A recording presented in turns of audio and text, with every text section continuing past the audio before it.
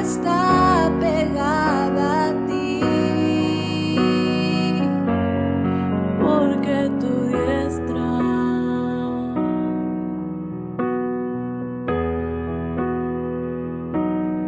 me ha sostenido. Oh, tu diestra me ha sostenido. Quiero vivir agradecida en todo lo que soy, que haya siempre la pasión de amarte con mi vida entera,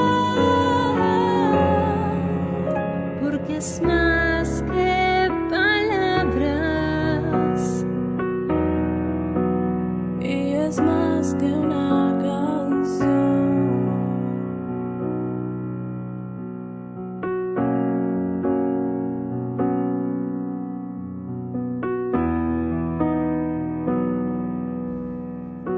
Te amo,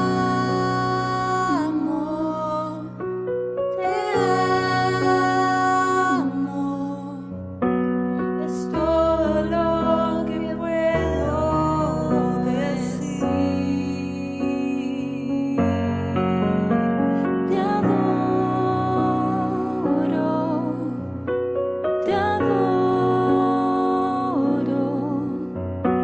todo mi ser confía en ti. Yo te amaré y te adoraré,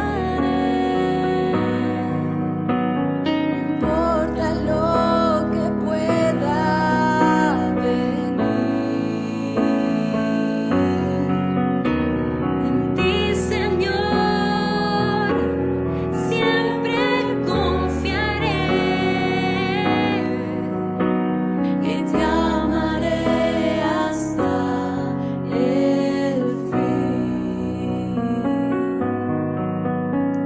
Y te amaré hasta el fin.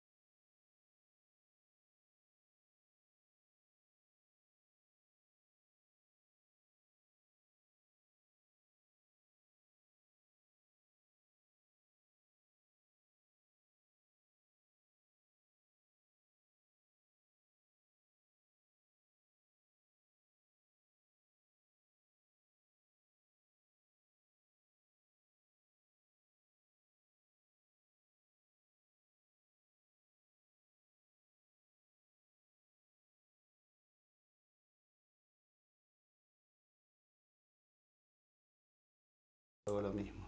Ahí está. Estaba haciendo oficio mudo otra vez. Perdón. Ya le voy a agarrar. En el 2022 le voy a agarrar la mano a esto. Si seguimos así, mi Dios. Bueno, le estaba diciendo buenos días, hermanos, Dios les bendiga. Bienvenidos a este estudio de Filemón que hemos comenzado el martes. Hoy va a estar Juancito, no voy a estar yo dando el estudio, pero simplemente quería recordarles y remarcar alguna cosita. Después que termine el estudio Juan, les pediría que se queden un ratito más, no se desconecten, que vamos a presentar les vamos a mostrar nada más el nuevo estudio o contarles del nuevo estudio bíblico inductivo para las casas abiertas virtuales y para aquellos que quieran desarrollar el culto familiar. Así que después del estudio que va a estar dando Juan, les pediría que se queden un ratito más para charlar y compartir un poquitito sobre ese nuevo estudio bíblico inductivo que vamos a estar lanzando hoy para las casas abiertas virtuales y para los cultos familiares. Así que bueno, si ya están listos ahí con el mate, se levantaron las corridas porque ya está el estudio, aquellos que están en casa, los que están trabajando, por supuesto, lo verán después. Pero si ya estás listo, tenés el mate, tenés ahí papel, lápiz para anotar, Este, te invito a que lo escuches a Juan, que va a hacer una introducción muy, muy buena. Así que ahí vamos a ver cómo estamos acá. Juan. Hasta luego, no se desconecten.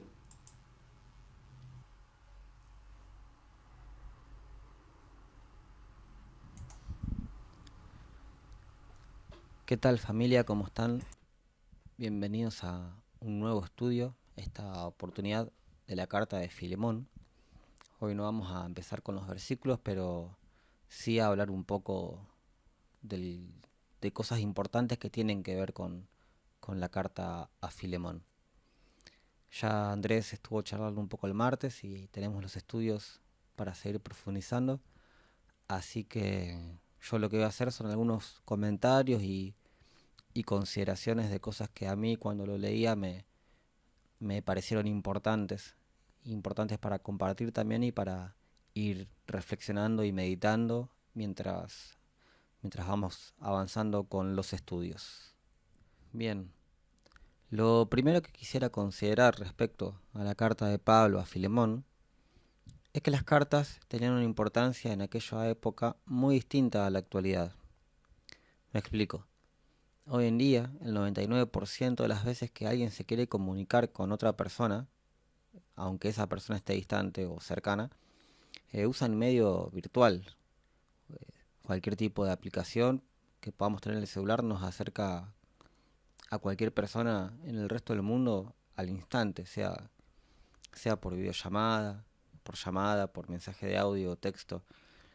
Ya ni siquiera se usan los mails incluso. O sea, quiero decir, se usan muy poco. Si uno quiere tener un acercamiento a la persona, lo primero que le pide es el número de WhatsApp, por ejemplo, o el Facebook. Así que bueno, ese es el contexto actual y nos acostumbramos tanto a estas tecnologías y a las posibilidades que nos brindan estos recursos, que las cartas en la actualidad tienen cada vez menos uso. Y si alguien llegase a usar una carta, es más por una cuestión legal, como si fuese un telegrama, o alguna formalidad, o por saludos y felicitaciones de cumpleaños y esas cosas. Tiene que ser alguien que quiera mandar una carta por la experiencia de mandar una carta, más que por una cuestión de comunicación. Rara vez alguien se comunica por carta de la forma que Pablo lo estaba haciendo con Filemón. ¿Cómo es esto? Porque la carta, en aquella época, era uno de los únicos medios de comunicación a distancia. Y su fin no era únicamente transmitir un mensaje, sino suplir la ausencia de la persona que escribía o que quería dar el mensaje y manifestar su pensamiento. No era que se trataba de un mensaje nada más, sino que en el caso de Pablo, él mostraba su pensamiento respecto al tema del que iba a hablar y se quería mostrar completamente ese pensamiento, no solamente una idea o una ordenanza y ya, sino que Pablo realmente quería suplir su ausencia de alguna forma con esas cartas o con los mismos hermanos que mandaba con ellas. Pero por eso las cartas de Pablo son tan eh, profundas, explicativas, porque tienen demasiado contenido, no solamente del mensaje, sino de las personas, tanto que recibían el mensaje como de Pablo, que era el que daba ese mensaje. Entonces la carta, en esa época era el único medio, costaba mucho, era muy riesgoso, podía tardar meses, o sea, nada que ver con lo que es ahora. Y lo que alguien escribiera en una carta iba a tener que ser muy claro, con la seguridad de que la persona que la leyera pudiese comprender el mensaje y las intenciones de quien escribía. Sumado a estas consideraciones, Pablo estaba preso, sin posibilidades de ir a visitar a Filemón en persona. Así que realmente lo que escribiera en un asunto tan delicado como era la cuestión de la liberación de Onésimo, tenía que ser muy claro, muy cuidadoso, muy sincero y sobre todo tenía que dejar en claro cuál era su mente respecto a lo que escribía en la carta. Dicho de otra forma, o sea, Pablo escribe la carta de tal modo que no deja lugar a malas interpretaciones. Él todo el tiempo está diciendo lo que piensa. Esto es muy, muy importante y muy particular para nuestra actualidad, porque hoy en día dejamos mucho lugar, perdón, a las malas interpretaciones. Eh, Muchas veces cuando damos un mensaje, y no me refiero a una predicación o a cosas tan importantes, pero dejamos mucho lugar a la mala interpretación, y eso muchas veces juega en contra. Así que este no era un problema que tenía Pablo. O sea, Pablo escribía de tal forma de que lo que se leía era lo que él quería decir, y todo lo que escribía era porque lo quería decir. Bien, esa es una consideración para mí muy importante, el tema de la carta y cómo se consideraba y cómo se usaba la carta en ese momento. Otra consideración que a mí me surgió leyendo Filemón es que si bien la carta se titula Filemón y es como la carta a Filemón, y bueno, a Filemón de hecho se lo llama colaborador nuestro, la carta no está dirigida solamente a él, sino que también está dirigida a Apia, llamada como amada hermana, y a Arquipo, llamado compañero de milicia, y también a la iglesia que se reunía en su casa. Así que no se trata únicamente de Filemón, sino ya hay una comunidad de la cual Filemón era parte. Y el problema de Filemón no era solamente de él, sino de todos los hermanos. La gran mayoría de los estudiosos, los teólogos y esas cosas, consideran que Apia era probablemente la esposa de Filemón. Y Arquipo podría llegar a ser un líder, anciano o pastor de la congregación que se reunía en esa casa. Ya que Pablo en la carta a los colosenses lo menciona como responsable de un ministerio o servicio. Pablo le dice, mira que cumplas el ministerio. Entonces, claramente Arquipo tenía una responsabilidad dentro de la congregación. Pero bueno, la verdad es que no se menciona mucho más de ninguno de estos personajes en el resto del Nuevo Testamento, así que todo lo que podemos llegar a decir es suposición y bueno, no podemos estar completamente seguros. Hay algunas personas, estudiosos, que dicen que Arquipo también podría ser el hijo de Filemón y Apia, pero bueno, no lo sabemos. Lo que sí es claro que Pablo le dice a Arquipo que cumpla el ministerio, así que por lo menos eso denota responsabilidad y servicio dentro de la iglesia.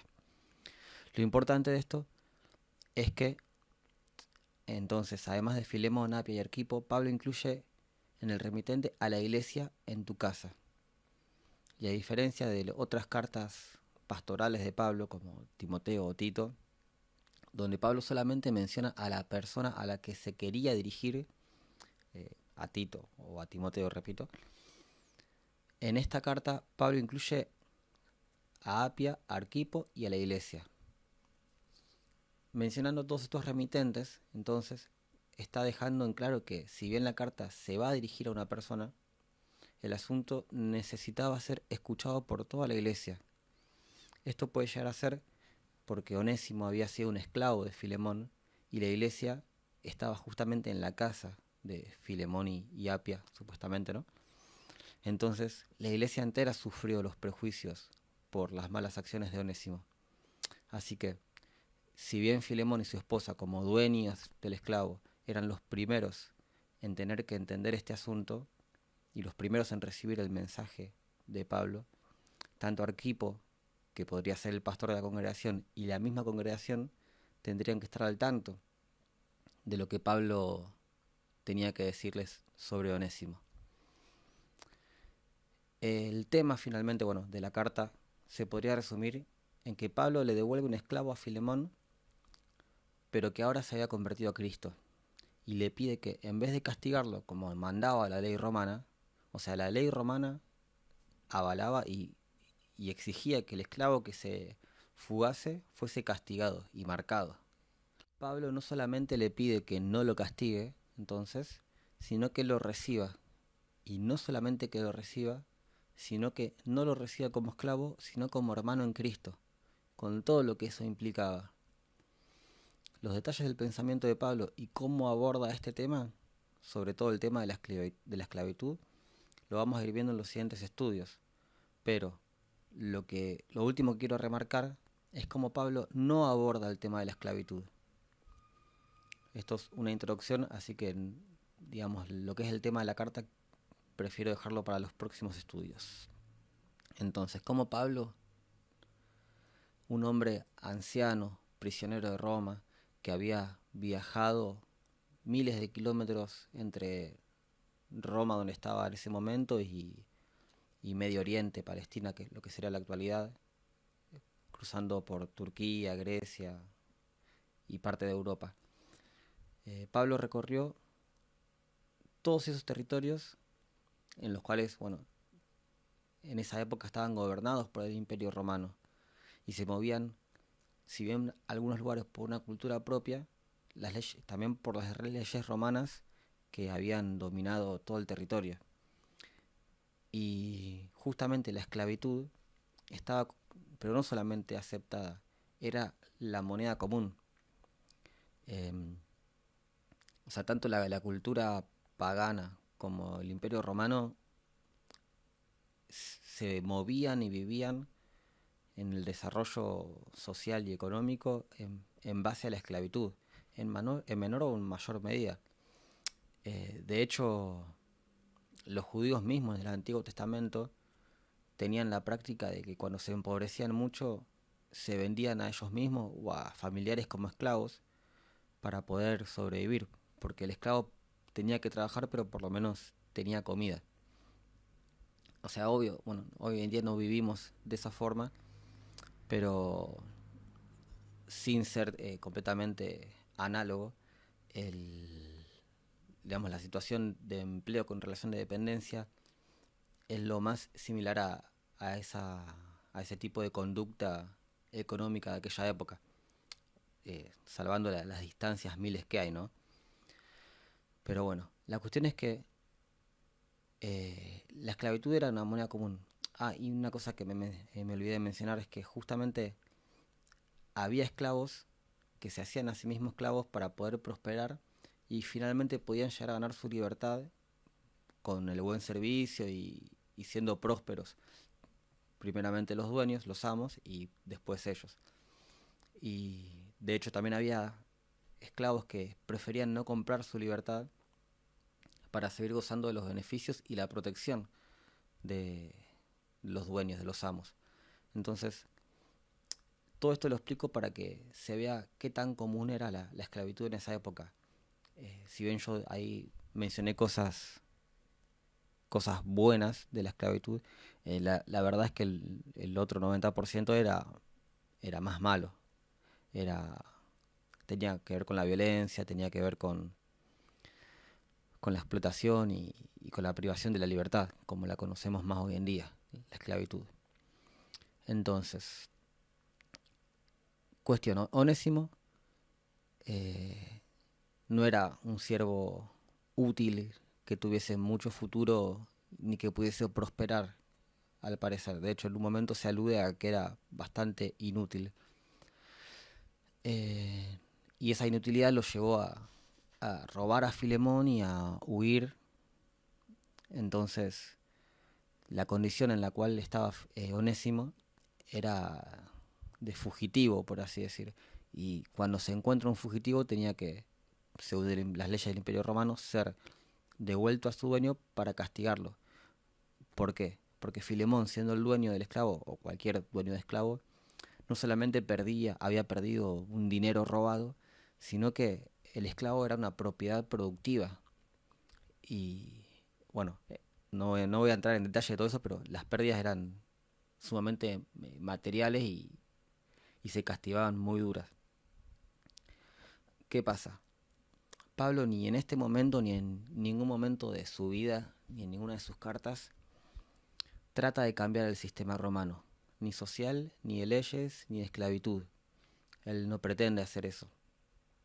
Esto tendría que hacernos por lo menos reconsiderar ese espíritu revolucionario que a veces pretende hacer que pensemos más en ajusticiar a los injustos, a los malos, castigarlos, y atender esa voz del espíritu que nos lleva a amar y servir y atender las necesidades de las víctimas de las injusticias y del sistema. Yo siempre ahora pienso en la parábola del buen samaritano, y que el buen samaritano no, bueno, por si no se acuerdan, a una persona la atacan en un camino, le roban y lo dejan tirado medio moribundo. Pasa un fariseo, pasa un levita y pasa, no me acuerdo, no sé si otro personaje más, pero cuestión que lo dejan tirado. Lo ven y no le dan importancia, no se acercan, no lo ayudan, nada. Y justamente pasa este buen samaritano, que culturalmente era como medio enemigo, como que estaba todo mal con los judíos. ¿Y qué hace? Va a buscar a los ladrones y los mata. Para nada. Al contrario, bueno, se baja de su carro, lo ayuda, le venda las heridas, lo asiste, lo lleva a un aposento para que descanse, se recomponga de sus heridas, y le dice a la persona que atiende el aposento que él va a pagar todo lo que él necesite para estar bien. Entonces, ¿cómo funciona la cosa? O sea, la esclavitud va a seguir funcionando y los males en el mundo van a seguir estando. Y Pablo, bueno, no trató de cambiar el mundo, pero Pablo sabía y había visto cómo la vida nueva que brotaba del creyente en Cristo era capaz de sobreponerse al sistema del mundo, al sistema romano en esa época, a las leyes. Él dijo que en Cristo no había diferencia entre alguien libre y alguien en esclavitud, alguien pobre y alguien rico, sino que cada cual es responsable de hacer todo como para el Señor. O sea, no importa si uno es hombre, mujer, hijo, padre, pobre, rico, empleado, empresario, esclavo, libre, lo que sea, cualquier nacionalidad, cualquier lo que sea, lo que importa es que todo se viva como es digno de Cristo, y esa dignidad es lo que lleva a la transformación personal, familiar, laboral, social. El foco de atención está centrado en transformar las relaciones personales. O sea, Pablo apunta a eso. No apunta al sistema, sino a las relaciones entre las personas, entre los cristianos. Y es más, Pablo tampoco se preocupa entre los no cristianos. Todos los mandamientos que da Pablo son para cristianos, para creyentes en Cristo. Y porque sabe que Cristo es el que transforma, no la ley, no un mandamiento o una ordenanza. Pablo acepta las condiciones que la cultura y las leyes de la época imponían a Filemón como el amo y a Onésimo como esclavo. Pero lo que quiere Pablo es la aplicación de los principios cristianos sobre estas relaciones. Dicho de otra forma, Pablo se ocupa del corazón de las personas porque sabe que ahí es donde el Espíritu de Dios opera con sanidad y transformación, logrando así objetivos de cambio que ni las leyes, ni los sistemas, ni las revoluciones pueden alcanzar. Entonces, para ir terminando, tenemos una corta pero muy importante carta de Pablo donde podemos ver su forma de tratar un tema muy delicado, la esclavitud y bueno, y cómo reaccionar ante un agravio que en este caso es robo. Estos asuntos los dirige a Filemón, pero también a la iglesia en su casa, y no pretende abolir el sistema, sino que la iglesia vaya más allá de las leyes humanas y abracen la ley de Cristo, viviendo en amor y perdón. Eso es lo crucial y lo que, digamos, a lo que Pablo apuntaba, a que los cristianos, todos, sea que hayan ofendido o hayan sido objeto de ofensas, puedan amar y perdonar, así como somos amados y perdonados nosotros. De esto trata la carta, por más corta que sea, y es la enseñanza más valiosa de todo el Nuevo Testamento. Si bien es una carta muy corta que no habla del sacrificio de Cristo, que no es ni siquiera muy teológica, en realidad lo que es muy práctica. Es justamente la aplicación de la teología, por ejemplo, que Pablo escribió en Colosenses, que son 2 cartas que se escribieron juntas. Entonces, para nosotros es muy valioso imaginarnos de qué formas podemos aplicar toda nuestra teología, el amor y el perdón sobre todo. Bien, el desafío por el momento, ya que no leímos ningún versículo ni nada, el desafío puede ser leer la carta de Filemón, considerando todas estas cosas y leerla varias veces en varias versiones, porque es muy cortita realmente. Pero bueno, no solamente leerla, sino leerla considerando todo lo que venimos hablando, tanto Andrés como en los estudios en las casas y ahora esto. Y bueno, y orando para que el Espíritu de Dios nos revele más la mente y el sentir de Cristo. Porque esto que comparte Pablo en realidad tiene que ver no con su pensamiento, sino con el pensamiento de Cristo. Y bueno, tiene un desafío más, si alguien se quiere copar, estaría buenísimo inaugurar una sección de preguntas, respuestas, pensamientos, acotaciones y cosas que se desprendan de los estudios y la lectura. Así, aunque sea virtual, es un poco más participativo y nos podemos edificar mutuamente. Esto puede ser en los comentarios de los videos o escribiendo al WhatsApp o mandando algún mensaje o de alguna forma. Hay que tener imaginación, pero se puede. Así que bueno, esto es todo por hoy. Espero que tengamos una buena experiencia leyendo Filemón y que podamos crecer en Cristo, en su carácter y en su mente. Los dejo y nos vemos la semana que viene. Bendiciones. Chao, chao.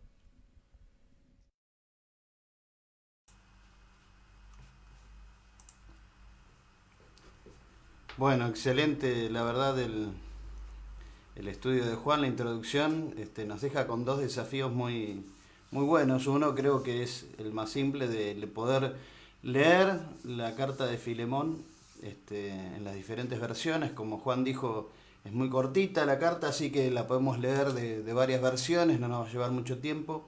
Y sería muy rico para nosotros aprender, como decía Juan muy bien, que lo que Pablo está compartiendo ahí no es un pensamiento propio, sino es el pensamiento de Cristo. No es un sentir de Pablo, sino es el sentir de Cristo, que tiene que ver con esto, ¿no? Con el perdón, con la restitución, con la restauración. Y eso es realmente maravilloso porque ahí se ve el verdadero amor de Dios manifestado en las relaciones interpersonales que podamos llegar a tener con los demás. Así que el libro de Filemón es un libro que nos va a dar una lección maravillosa, preciosa, un excelente tesoro que tenemos que apreciar porque va a ser muy importante si nosotros aplicamos ese pensamiento de Cristo a nuestras vidas y a nuestras relaciones. Así que les animo a leer todo el libro de Filemón como hizo Juan. Con este desafío lo tomamos. Y el segundo desafío, bueno, estaría muy bueno poder tener una plataforma de preguntas y respuestas donde podamos interactuar entre todos y bueno, ver ese recurso que podría ser también muy nutritivo para nuestra vida espiritual. Así que bueno, no les puedo presentar visualmente el estudio, pero ahí Laura lo va a estar mandando ahora, ahí mismo al grupo de WhatsApp de la iglesia, al grupo de WhatsApp de las casas abiertas y también poder compartirlo. Básicamente yo les cuento más o menos lo que contiene el estudio, que lo tengo acá. Si ustedes me tienen paciencia, lo tengo acá para compartirlo con ustedes. En realidad quería mostrárselos en la pantalla, pero creo que esa fue la causa por la cual se colgó todo. Básicamente el estudio lo prepararon Priscila y Laura, ¿no? Priscila preparó toda la primera parte, que es para las casas abiertas, y Laura preparó la segunda parte, que es la aplicación para los niños. Y realmente fue un desafío, porque hacer un estudio bíblico inductivo con una aplicación para la vida, de una introducción a un libro, a una carta, a una epístola, hacer desde la introducción hacer eso es muy difícil. Pero realmente Laura y Priscila se pasaron porque está para aprovecharlo también y pudieron lograrlo exitosamente. Inicialmente, bueno, este estudio es una introducción. Después vamos a ir, como dijo Juan, versículo por versículo, no solamente en los estudios que hacemos los martes y los jueves, sino también en el estudio de las casas abiertas. Este estudio que vamos a dar ahora, el primero, es un estudio introductorio, así que tiene bastante como para leer, pero no tiene el estudio de versículo por versículo. Si ustedes esperaban eso, bueno, van a tener que verlo la semana que viene. Este estudio está estructurado de la siguiente manera. Bueno, tiene un objetivo. ¿Cuál es el objetivo del estudio? Tiene una introducción y tiene un desarrollo, ¿sí? Y ahí aparecen las características del libro y algunas preguntas muy interesantes, porque, por ejemplo, ¿por qué Pablo se preocupaba tanto por Onésimo? Que se la jugó a tal punto de mandarle esta carta a Filemón y ponerse él de por medio como intermediario y hasta aún pagar la deuda de Onésimo con Filemón, etcétera. ¿Por qué? Bueno, ahí está la pregunta en el estudio, ustedes la tienen que ir desarrollando y charlando mientras la comparten en la casa abierta virtual o en el grupo familiar, ¿no? ¿Por qué Pablo no defiende, como decía Juan y yo lo mencioné también el martes, no defiende la abolición de la esclavitud? ¿Por qué? Bueno, ahí está la pregunta, también hay para charlar, y tiene también una aplicación que tiene que ver con esta carta, que es la carta del amor, ¿no? Así que Mateo lo puso ahí, bienaventurados los pacificadores, porque ellos serán llamados hijos de Dios. Ahí está en Mateo 5:9. Y después al final tiene la aplicación para niños. Ahí tiene varias preguntas en base al desarrollo de lo que hizo Priscila. Laura hizo preguntas para que los niños respondan y lo charlen entre todos en la familia. Y después tiene una aplicación para trabajar en familia. Quédense tranquilas las madres que tienen que estar haciendo los trabajos de la escuela y ahora dicen, bueno, y ahora encima nos ponen trabajo desde la iglesia. No, tranquilo, esto es para compartir, para divertirse, para disfrutar un rato en familia y que nuestros hijos puedan aprender lo más importante, que es la palabra de Dios y conocer el corazón de Dios y el amor de Dios. Y qué mejor carta que la de Filemón para conocer el amor de Dios. Y ahí, bueno, justamente Laura tiene una aplicación para los niños, que es trabajar en familia y tiene un trabajo así de, ¿cómo es que se llama? De didáctico, ¿no? Un trabajo didáctico para poder hacer entre todos. Quédense tranquilos que son materiales que ustedes pueden conseguir en su casa, no tienen que salir a buscarlo a ningún lado, eso espero. Así que bueno, yo miro para allá porque está Laura ahí, ¿no? No sé si Laura querés agregar algo vos. No quiere aparecer.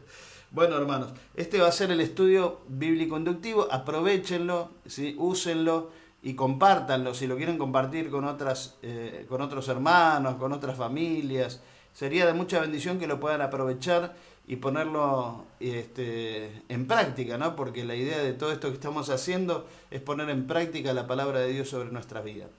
Bien, hermanos, que tengan un día sensacional, que tengan un día espectacular, que el Señor bendiga sus vidas y responda a todas sus oraciones, porque estamos orando. Ayer estuvimos orando todo el día, ayunando.